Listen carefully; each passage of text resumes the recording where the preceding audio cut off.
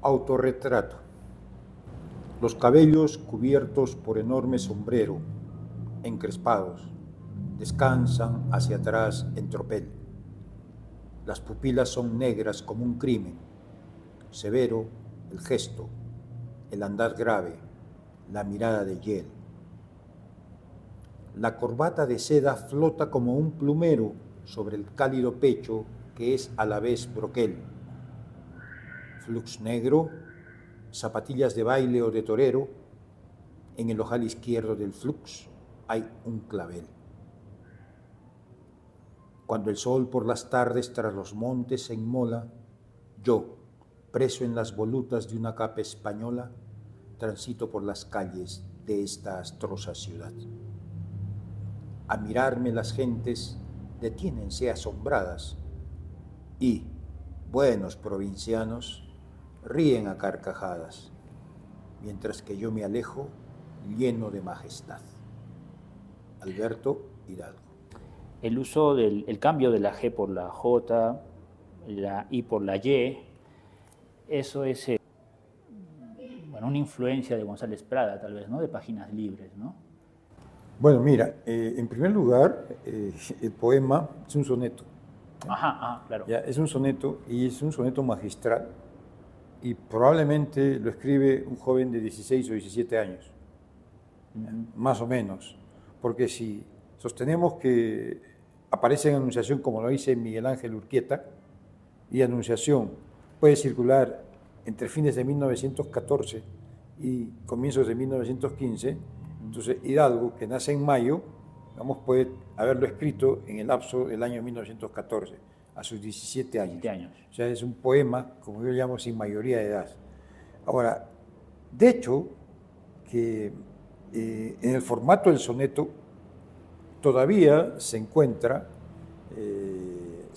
podríamos hasta decir resabios clásicos, pero la musicalidad es modernista, aunque al final, cuando introduce esos signos de admiración y referirse a los provincianos y lanzan carcajadas, eso ya no es modernista.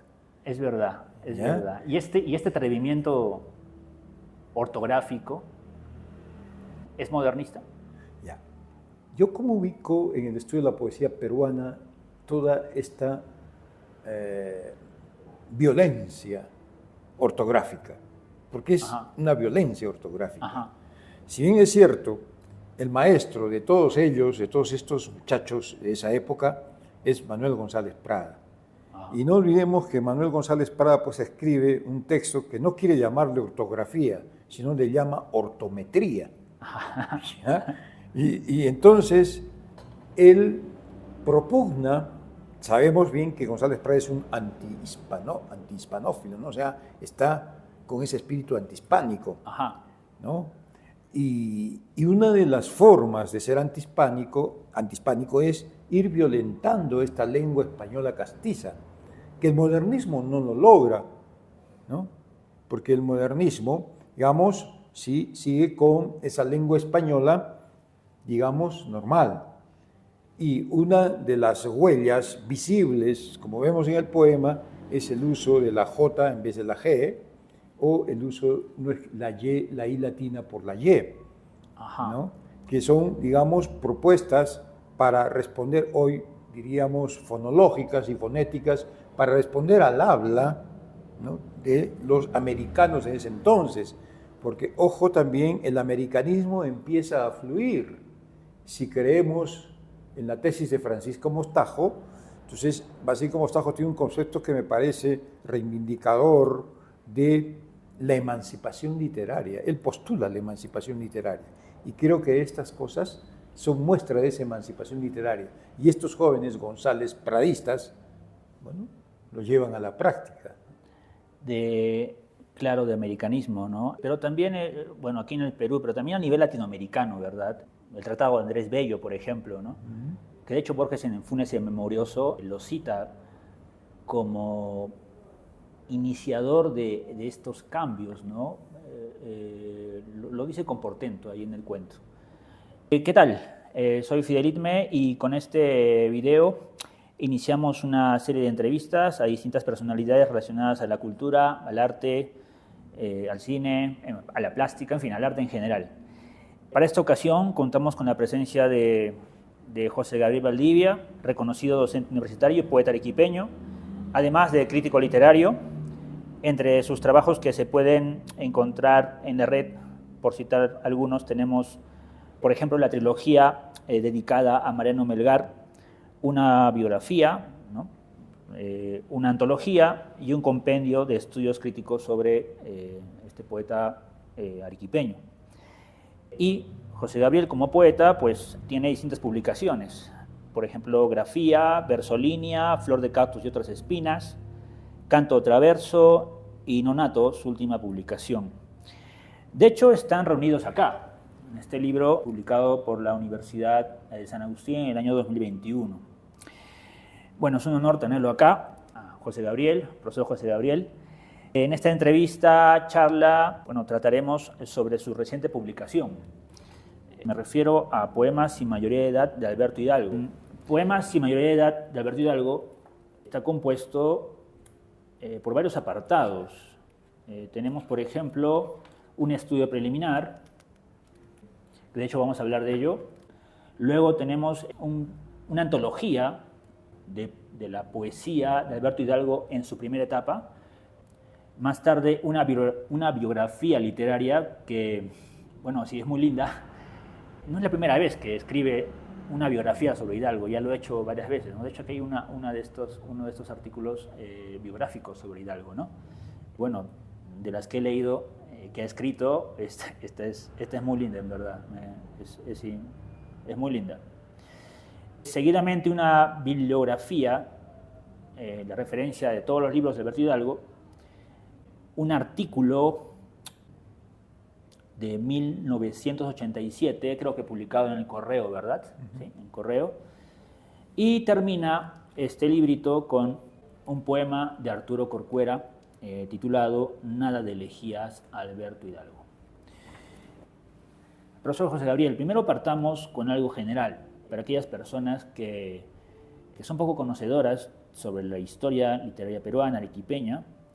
¿Qué importancia tiene Alberto Hidalgo para nuestra literatura arequipeña, para nuestra literatura peruana?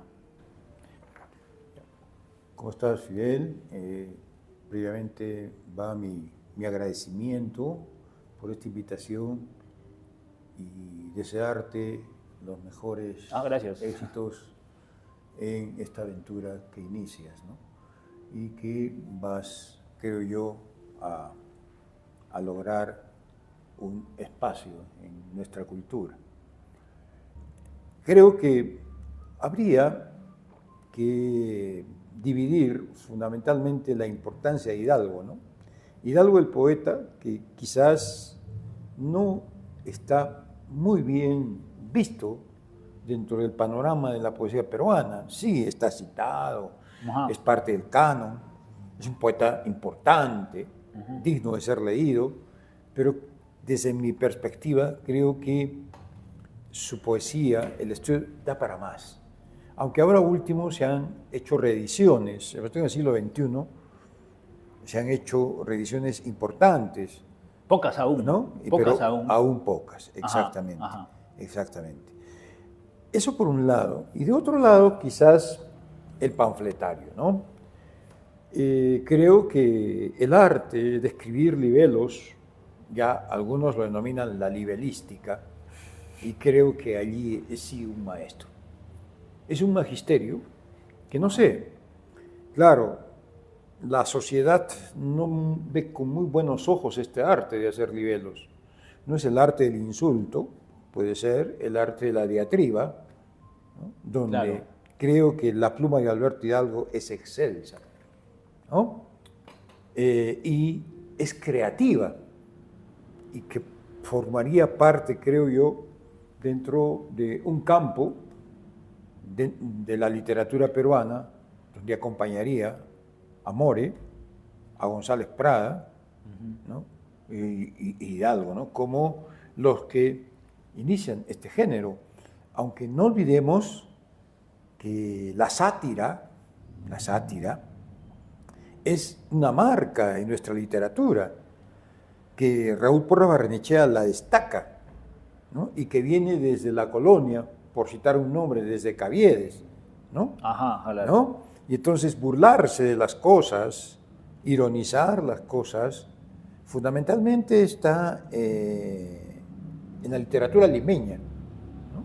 Ahí vamos a encontrar bastante, por ejemplo, Pardo y Aliaga. Pardo y Aliaga, claro. ¿No? Claro, así va a decir. O sea, que ese es un maestro también de la sátira, ¿no? Sí, sí, sí. De esa pluma que te punza, que te hace doler. Ajá. ¿No? El Clemente Palma como comentarista, ¿no? Claro. Sí, también, ¿Ya? desde luego. Ajá. Entonces, por ahí creo que es el otro camino de Hidalgo. Y también quiero yo destacar otro espacio donde Hidalgo creo que también ejerce un magisterio. Es quizás dentro de su generación, y por no decirlo, dentro de la... bueno, entiendo que lo común es decir poemas juveniles, poemas juventud, ¿no es cierto? Uh-huh. Pero ya creo que Hidalgo era pues un iconoclasta, ¿no? Entonces, la expresión ya no se usa mucho, pero cuando aparece, digamos, la idea de la emancipación familiar, cuando se da el derecho al voto y todo esto en la cultura latinoamericana, entonces tú no podías viajar si no eras mayor de edad, por ejemplo. No podías hacer muchas cosas si no tenías la mayoría de edad. Entonces para el joven resulta pues un mito tener, hoy me imagino su DNI, ¿no? Yo escucho a los jóvenes, no, ya quiero cambiar mi amarillo por el azul, dicen, ¿no? ¿Ya? ¿Y eso qué implica? Tener 18 años ya no es mayor de edad, ¿no? No desde la perspectiva judicial, ¿no? Pero creo haber tratado de recuperar la esencia de este término, sin mayoría de edad. Él no nombra, Claro. Él nombra ese... así es. Para este momentico de su trabajo literario. ¿En qué libro encontramos este...? Yo lo he visto en Hombres y Bestias. Ya. El primer Que es, allí lo nombra. Claro, de 1918. Ajá, claro, sí. Es de 1918. Desde luego. Y entonces a mí me agradó mucho, me pareció original, lo tomé de allí y lo inscribí en este trabajo, ¿no? Claro. Por no decir poemas juveniles, ¿no? Ajá. Este libro acompaña, como dijimos, un estudio preliminar, es la primera parte del libro, que abarca un periodo que va desde 1915 a 1919, de la producción creativa de Alberto Hidalgo.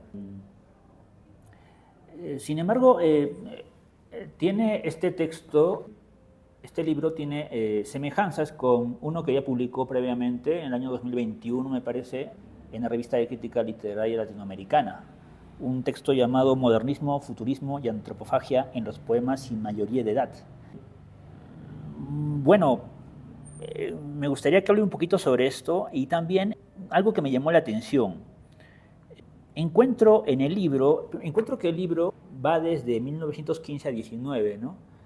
Sin embargo, en el artículo, quizá me equivoque, en el artículo que publica en la revista de crítica literaria latinoamericana va desde 1914 al 19. ¿No? ¿Por qué esa variación? Bueno, habría que primero precisar, para cerrar la idea de la mayoría de edad, los 21 años. Ya. Entonces, sí, de acuerdo a mis estudios biográficos, Hidalgo empieza a escribir en 1914 cuando está en el Colegio de la Merced. Tiene 17 años.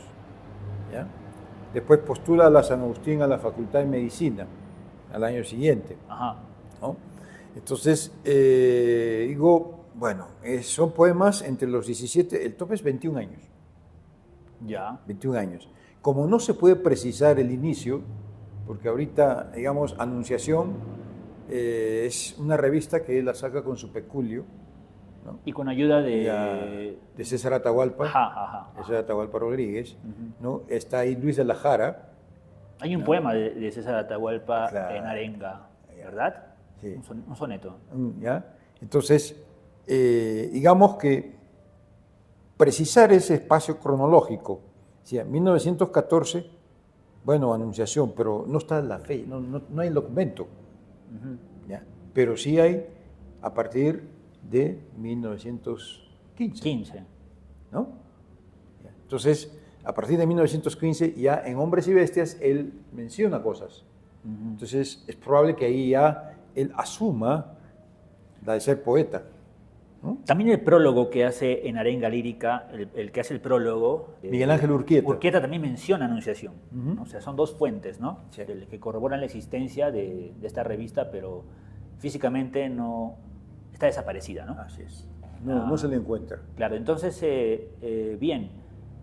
Entonces usted toma, en la revista de crítica, toma esa referencia, bueno, desde 1914, pero ¿por qué luego corre en este libro al 15?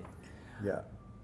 Por una situación, digo, 15, tiene 18 años, más o menos, hasta los 21, ¿ya? A raíz de este dato que encuentro en Hombres y Bestias.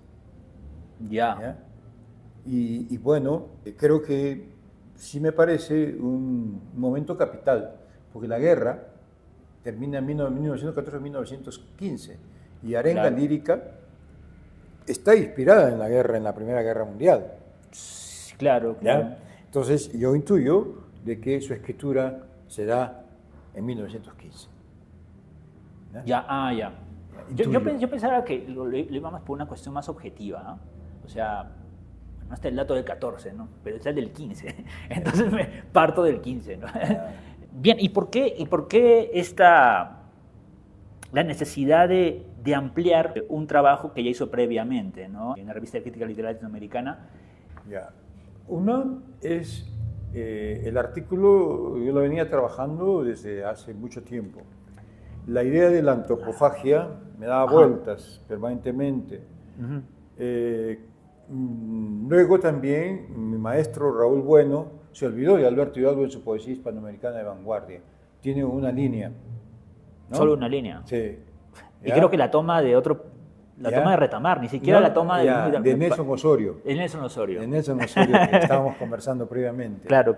¿No? Entonces, digo, ¿por qué el maestro se olvidó de Alberto Hidalgo?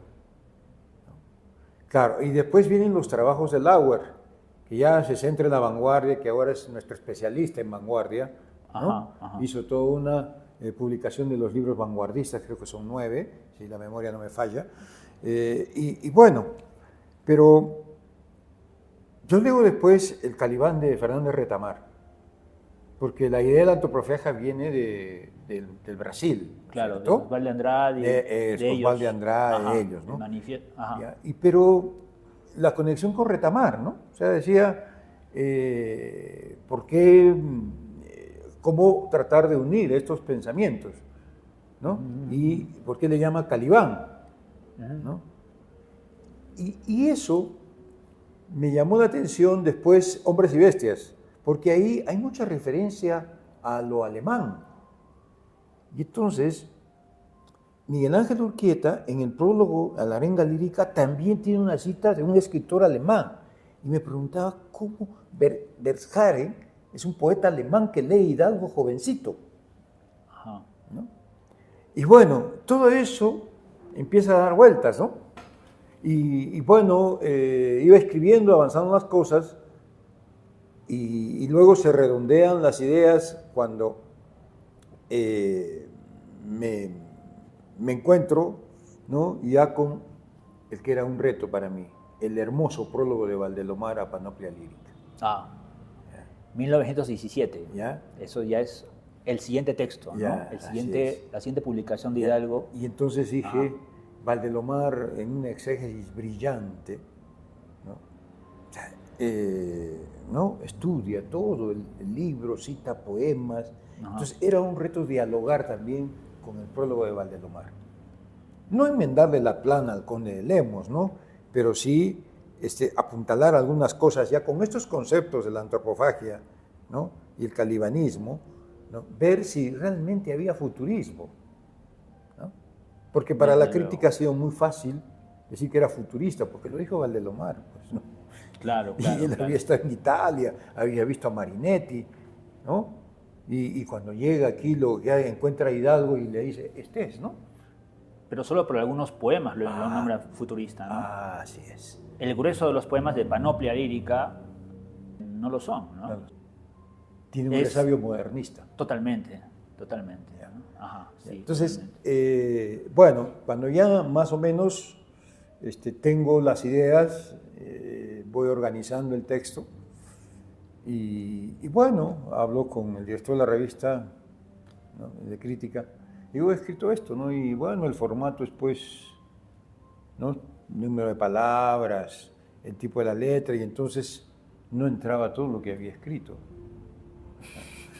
Ya, entiendo. ¿Ya? Y entonces, de ahí dije, bueno, me sugirió, mira, tienes este espacio.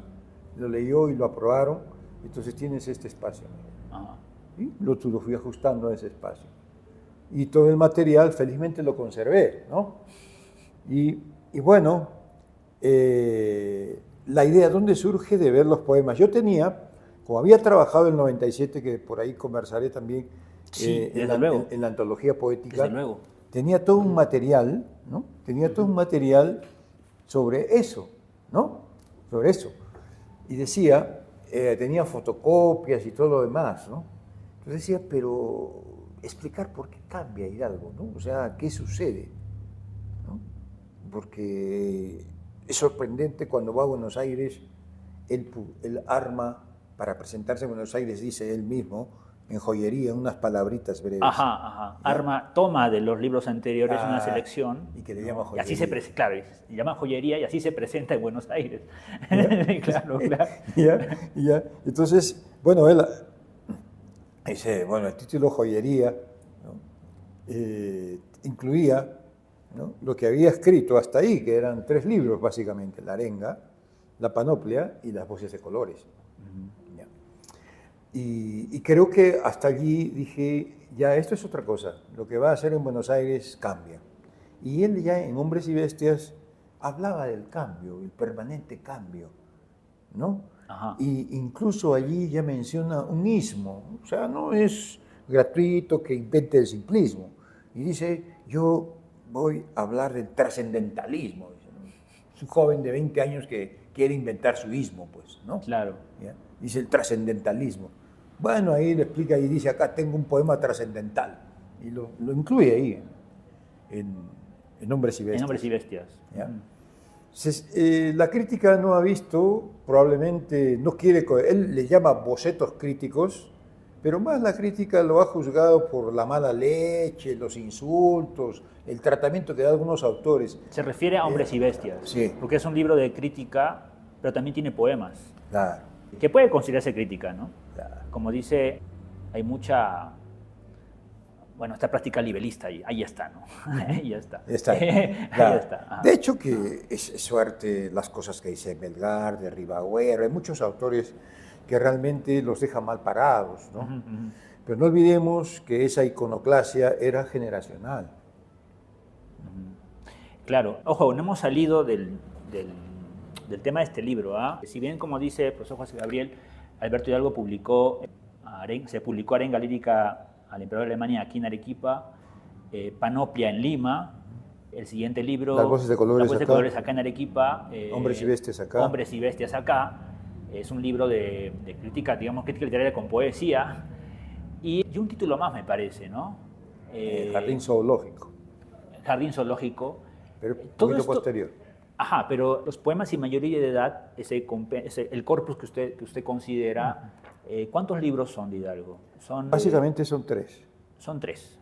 Los demás, Hombres y Bestias. Aquí hay poemas de Hombres y Bestias. Claro, Hombres y Bestias también me sirve para centrarla, porque es 1918. Ajá. ¿Ya? Y Las Voces de Colores es 1919, pero aparece a inicios de año. Entonces, probablemente ha sido escrito en 1918. Claro, sí. Antes de pasar esto, sí, esto del malentendido futurista, ¿no? Tiene un apartado que dedica a ello. Para un poquito entrar en sustancia a esto, ya dijo usted, a Hidalgo se lo etiquetó de futurista. Sin embargo, hay una influencia, hay un molde modernista en mucho de su poesía, ¿no? Tomaron de Valdelomar esto, pero si uno revisa con cierta rigurosidad, y para esta época, pues sí hay una fuerte influencia modernista, ¿no? Esto está en la parte del malentendido futurista, ¿no? Que trata de manera muy pertinente José Gabriel. Pasando al siguiente tema, la siguiente pregunta. Aquí,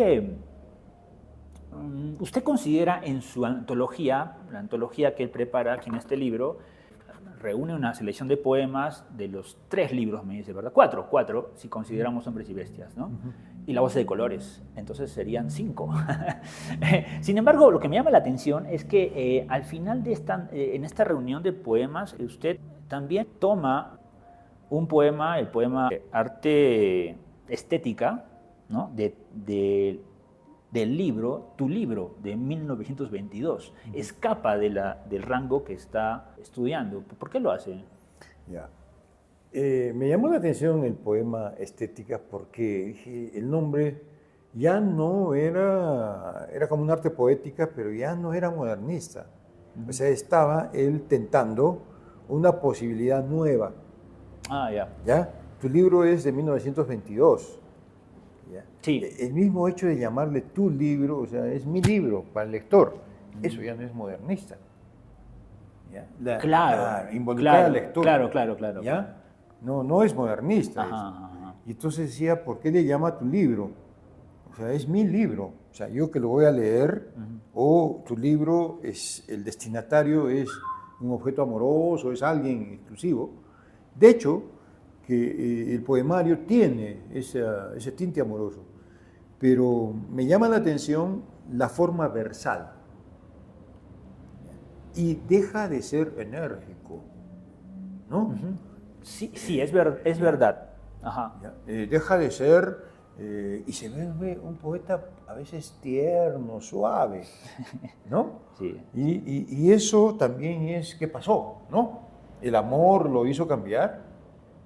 Porque ese poema dice eso en otras cosas, ¿no? Y entonces, que se volvió sentimental, porque él decía en algún momento, sí, no voy a hablar del dolor, no quiero, he vencido al dolor, porque si vemos su biografía, tuvo cosas bien dolorosas, ¿no? Desde luego. ¿Ya? Y entonces él decía, no quiero eso. Y creo yo de que esta mirada también me parece un puente para después lo que va a ser en Buenos Aires, ¿no? Toda la aventura que es la más conocida, ¿no? La aventura bonaerense o la aventura platense. Pero en Buenos Aires se presenta Gallardo, ¿eh? Con joyería, ¿no? Se presenta Gallardo. Sí. De hecho, hay una entrevista ahí muy interesante, ¿no? Ya. O sea, ¿Cuál? Ahora, bueno, ahí es una leyenda, si él se hizo la entrevista o si le hicieron el que la firma y le pregunta, ¿no? ¿A qué ha venido usted? Varias cositas, ¿no? Ya. Creo que Álvaro Zarco reúne eso, me parece, ¿no? Así me parece. Es. Así es. Bueno, entonces aquí ya está un poco respondida el poema que usted agrega entonces es para que el lector sepa de este cambio, ¿no? Tanto brusco, ¿no? Una épica germanófila, un lirismo, ¿no? Suave, el Sermón de la Montaña, su poema La Nueva Poesía, son pues, ¿no? Se cree un Hércules, ¿no? Un gladiador de la palabra, ¿no? Claro, ¿no? Desde luego. Bien, entonces pasemos al siguiente apartado. Vamos a dejar de lado esto que es la antología que encontramos acá. Me parece que son 19 poemas, lo que usted considera, aquí, en este libro. Y agrego pues, unos más. Y unos más, desde luego. Sí. Pasemos a la siguiente pregunta, como dije, respecto a la biografía de Hidalgo, ¿no? Como dije previamente, es una biografía muy, muy linda. Lo van a comprobar, léanla. Hablemos un poco en la biografía de las licencias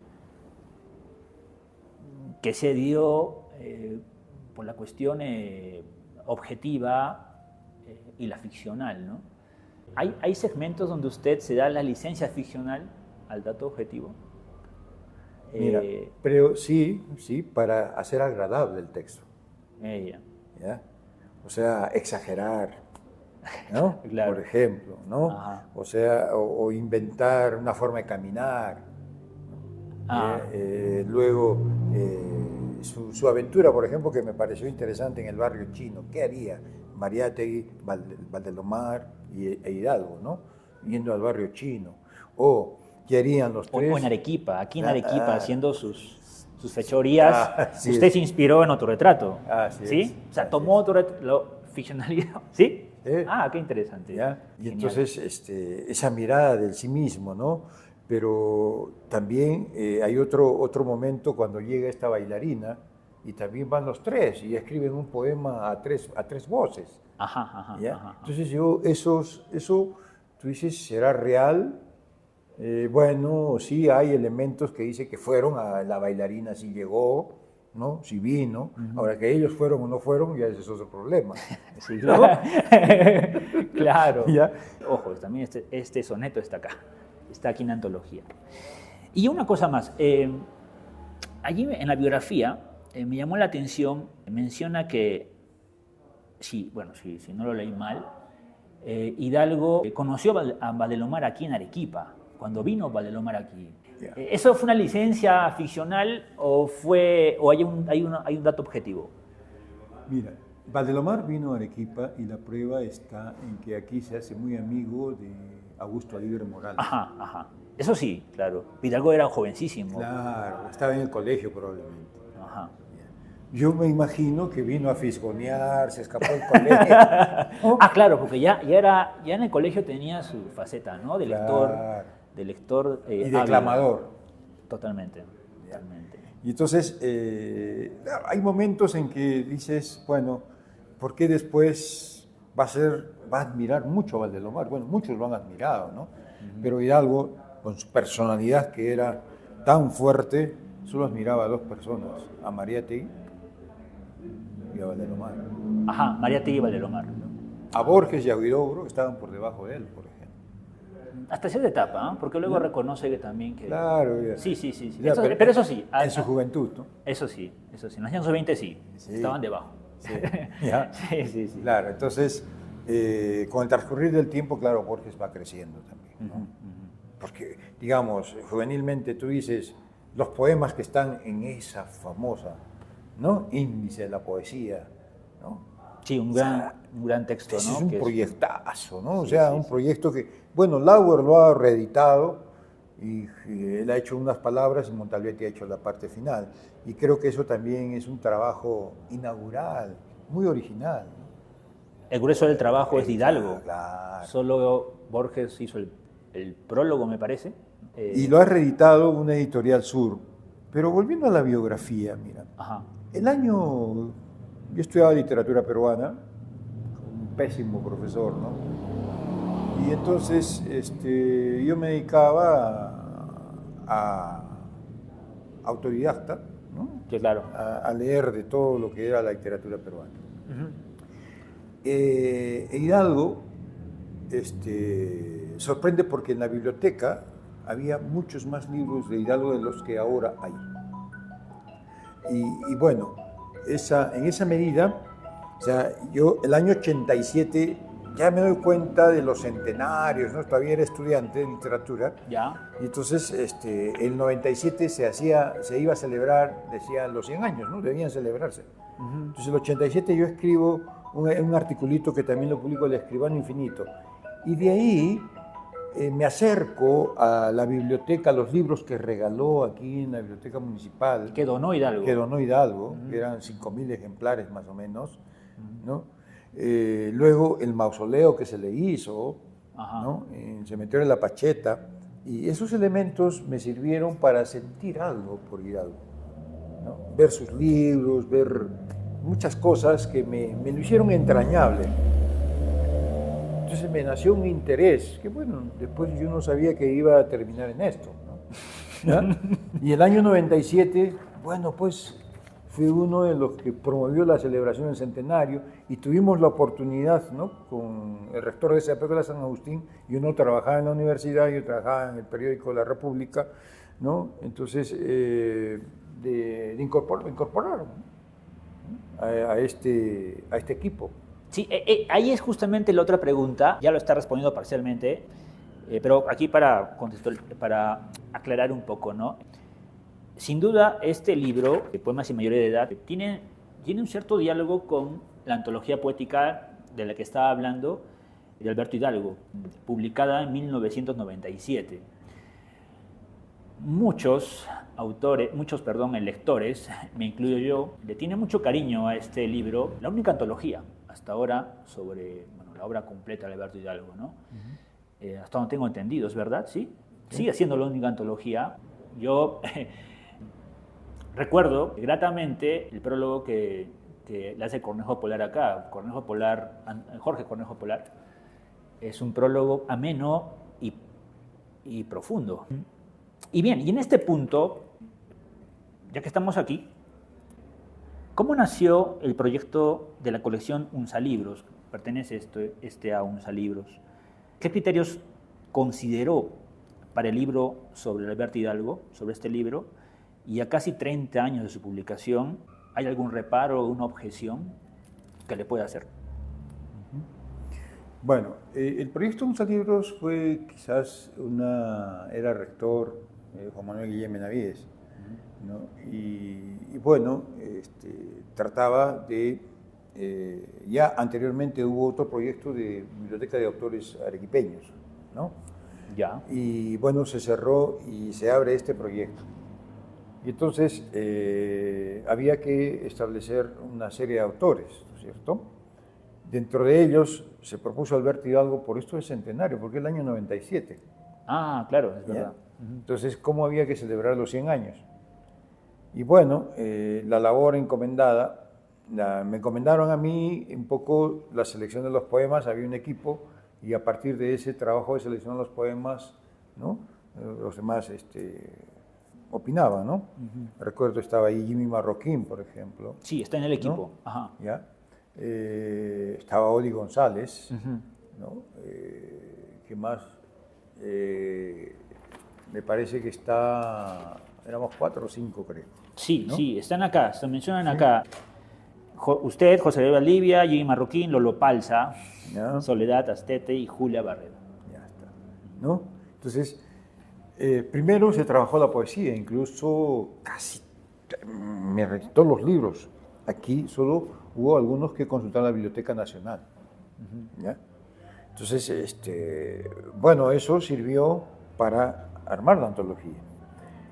Y el libro Diario de mi sentimiento, ¿no? Que era un poco para construir la biografía de hasta 1938, creo, ¿no? Entonces, él cuenta muchas cosas, hay muchos detalles, ¿no? Que lo han vuelto a editar, ¿no? Sí, desde luego. Lo han vuelto a editar, me parece, en España. Un poco, ajá. ¿No? Claro, sí, ¿no? sí. Revuelta. Revuelta, exacto. Ajá. Entonces, eso, ¿no? Y bueno, se incluye en el número 4 Alberto Hidalgo. ¿Y quién hace la biografía? ¿No? Me pongo a escribir también la biografía. Tenía que hacer el prólogo. Aquí hay una, claro, aquí hay una biografía sí, también. Es un antecedente de la que ahora aparece. ¿Ya? Y esta es un antecedente de la que escribió en el 87, claro, que está aquí, en correo, ¿verdad? Sí, sí. Aquí está es la primera biografía que usted hace sobre Alberto Hidalgo. Así es. ¿Ya? Está aquí. Luego de esta, sigue esta. Claro. Ajá, y después, cuando Álvaro Zarco publica El genio del desprecio, ajá, ¿no? Menciona que la biografía es la única biografía que existe sobre Alberto Hidalgo y que no tiene autor. ¿La que está acá? Sí. Pero aquí está su nombre. Sí, pero ¿quién hizo? Pues? Ah, bueno, ya. No está firmada, ¿no? O sea, ya. no dice hecha por, ¿no? Ah, ya. Entonces, eso dice Álvaro Zarco. Entonces, bueno, eso también me dio entusiasmo para continuar indagando y revisar y ampliar la biografía. La bibliografía que es definitiva también, he hecho algunas modificaciones a la que preparé el 97, ¿no? Ahora, digamos, si hoy, ¿no?, intentaría hacer una nueva antología de Alberto Hidalgo, ¿no? Creo yo de que La pregunta era, ¿qué reparos le hace a esta antología? A esa antología. Claro. ¿Qué pasa, no? no la cotejé con la antología personal. Ah, vaya. Vaya. La tenemos por aquí, de hecho, la antología personal. Sí. En fin, ya. Sí, buen dato, ¿ah? Claro. ¿Por qué? ¿Porque no la tuvo? No la tenía. Ya. Después la encontré en Lima. Ah, genial. ¿Ya? Esta es la antología personal, que incluso la carátula está dañada, le hice una fotocopia, ¿no? Está con una cartulina, ¿no? Y es la hecha por el propio Hidalgo el 67. Desde luego, ¿Ya? Desde luego. Y bueno, creo que ese diálogo serviría, porque ya te conté la sorpresa, ¿no? Él solo en su antología personal toma poemas desde 1928, Descripción del cielo, hacia adelante. No toma poemas de lo que usted estudia acá. Aunque usted estudia acá desde 1915 al 19.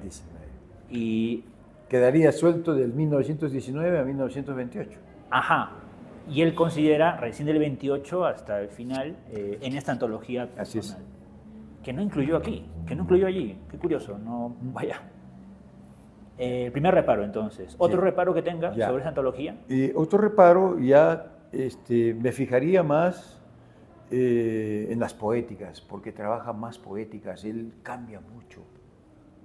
O sea, y habría que preguntarse por qué esos cambios. ¿No? Ahora, he leído el Tratado de Poética, ya lo entiendo más. ¿No? Entonces, habría de repente que sacar algunos poemas e introducir otros. Pero cuando decimos introducir otros, vamos a tener también una situación difícil. Ya no están todos los libros de Hidalgo donde estaban. Ya no están. No están, se refiere a... Las bibliotecas. Ah, sí, no están. Ya. Y las fotocopias que yo tengo están dañadas. Y algunas no se leen. Qué curioso.